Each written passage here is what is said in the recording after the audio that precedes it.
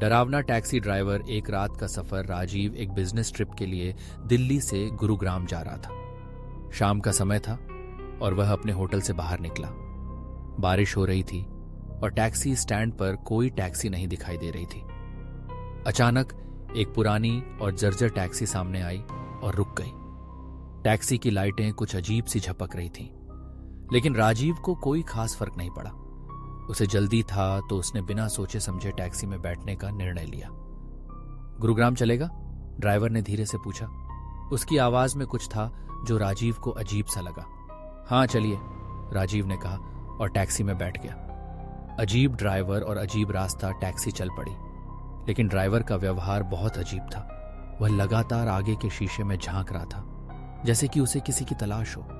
राजीव ने नोटिस किया कि ड्राइवर की आंखें बहुत शांत और सुस्त थीं, जैसे वह किसी गहरी सोच में हो। उसका चेहरा भी थका हुआ और बेहद सफेद था। राजीव ने बात करने की कोशिश की।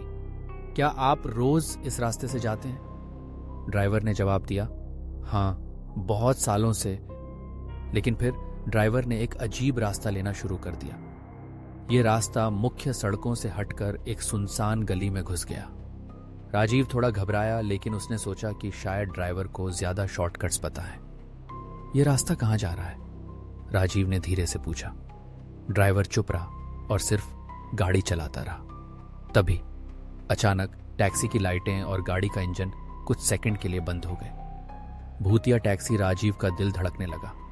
वह डरते हुए ड्राइवर से कहने लगा, कृपया रुकिए, मुझे नीचे उतरना है। लेकिन ड्राइवर ने कोई जवाब नहीं दिया। वह केवल गाड़ी चलाता रहा। फिर अचानक टैक्सी की खिड़की में एक ठंडी हवा का झोंका आया और राजीव ने देखा कि ड्राइवर की आंखों में अजीब सी चमक थी। फिर ड्राइवर ने अचानक कहा, तुमने मुझे पहचान लिया है ना? राजीव डर के मारे चिल्लाया, तुम कौन हो?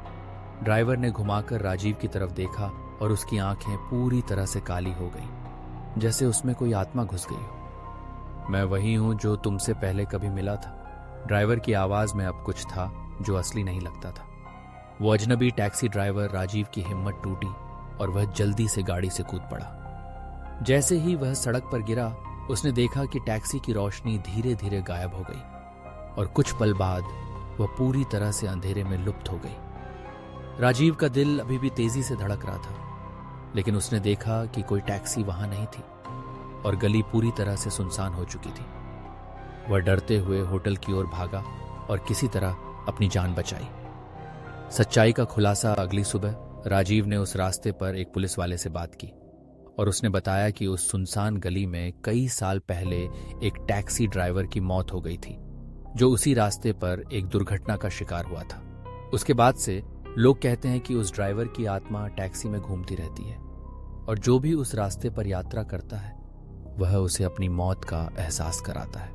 क्या आप कभी रात को अकेले टैक्सी में बैठने की हिम्मत करेंगे?